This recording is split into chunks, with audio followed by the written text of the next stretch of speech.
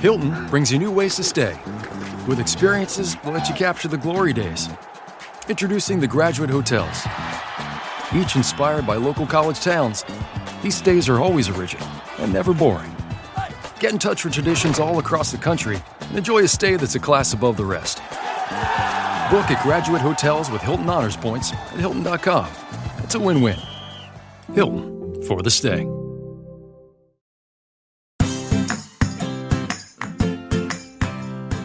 Hi, and welcome back to Realistic Sustainability Educational Shorts. This week, I get to clear up a mistake I've made in the past. Anybody who knows me, I do try to do this. It's not always easy, but it is something that is very important, especially when you have a podcast, because, well, if I'm saying wrong things, that isn't going to fly. In past episodes, I've talked about something called the Great Pacific Garbage Patch. I think we all heard about it. It's this concept that all of the plastics that are thrown away throughout the United States or even in the rest of the world somehow end up in our oceans, and our currents push them into special places. Well, in past episodes, I said that there was a garbage patch like an island. Well, I think I even put that in the book, that NASA can see it from space and all of the myths that we've always believed. It's not really like that. And I'm not sure which documentary I watched, but I did hear this before a listener pointed it out.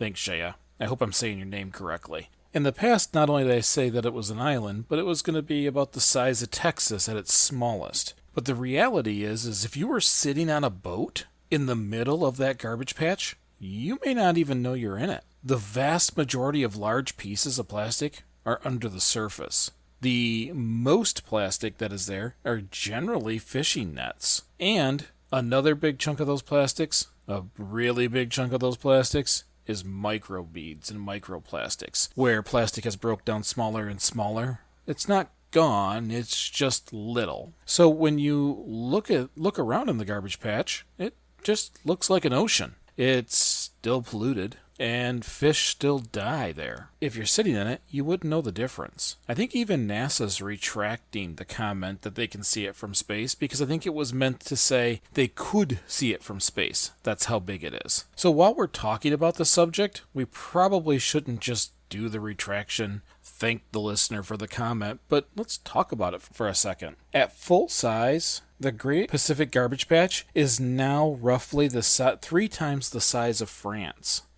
Yeah, we have kind of a polluted section in the Pacific. And by the way, this is only one of 5 areas on the planet that collect garbage like this. But this one, 3 times the size of France. Fishing nets, remember I just said a whole lot of fishing nets? It is 45% of the total mass of the waste in that area. That's kind of a double whammy. Fishing nets that we don't want anymore are still going to catch fish and other wildlife and kill it. So not only is that a problem with waste, but it's dangerous for the inhabitants. Once plastic enters the ocean, it never leaves, or rarely leaves. Yes, thank you Adidas and Nike for collecting small pieces and making shoes out of them. Anybody who can do that, I'm in. But in most cases, if plastic makes it to the ocean, it stays in the ocean. And based on the last estimates, the Great Pacific Garbage Patch has between 1.1 and 3.6 trillion pieces of plastic. Obviously, not an exact count.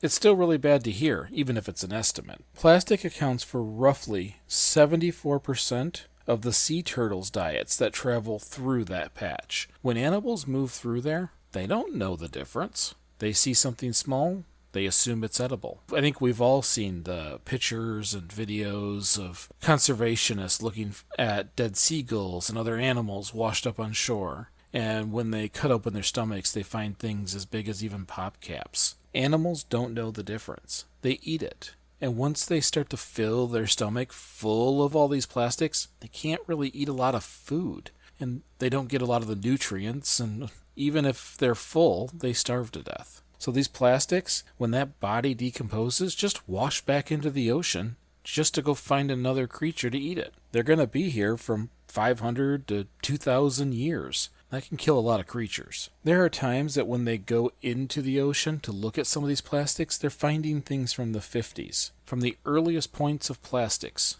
they're still in the ocean. A study published by Nature in 2018 stated that plastics are accumulating in our oceans at an exponential rate. That if we continue to do business like we always have, at the rates we always have, by 2025, we will have 1 ton of plastic for every 3 tons of fish in our oceans. And worse yet, by 2050, we will have more pieces of plastic in our oceans than fish. We've heard that stat before, but that's a double-edged sword. We're depleting the oceans of fish. We're overfishing. We're killing wildlife by dragging nets across the bottom and scarring the ocean's floors. And on top of it, we're polluting it. So we're adding more plastic and removing way too many fish. So by 2050, we seriously could have more pieces of plastic in the ocean than fish. So first things first. First things first. I know when I'm talking on this show, I'm talking to people who care. And we all want to take care of the ocean. I get that. And it's important that we do. But also remember,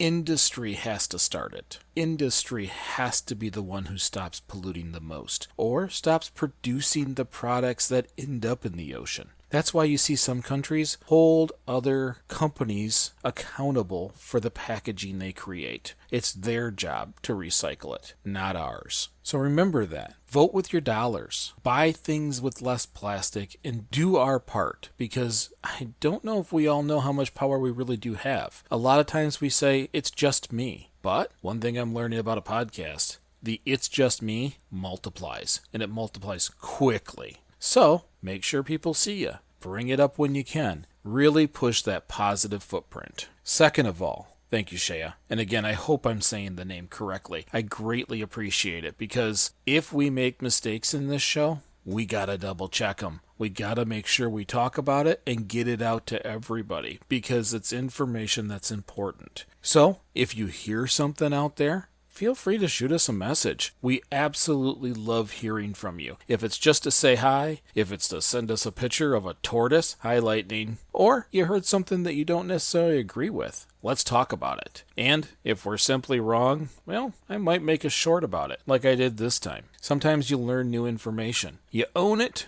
and you explain it. Either way, we always want to correct our errors and make sure that we have the best information possible for listeners. So thanks again. Greatly appreciate all the feedback that we get.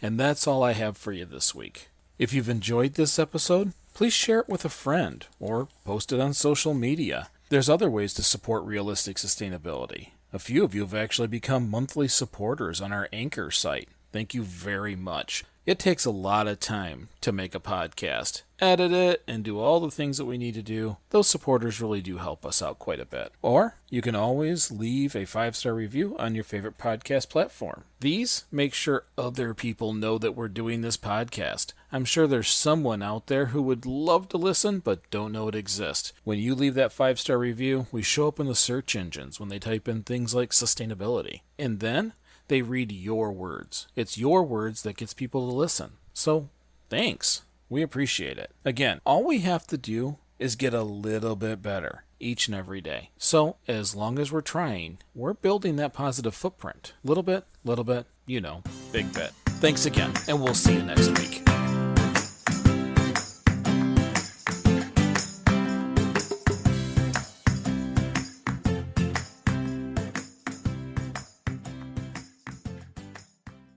Hi, this is Mike, co-host of Realistic Sustainability, the podcast, which you probably already know, but I'm also the author of A Beginner's Guide to Greening Your Life. That was the book that led to our Facebook page, our Facebook group, and, well, even this show. It offers tips on promoting your positive footprint while decreasing your carbon footprint. So, if you want to read what started all of this, get A Beginner's Guide to Greening Your Life, available on Amazon, eBay, Etsy, or just visit greeningyourlife.org for more information. Thank you for joining the sustainable movement and promoting a greener future.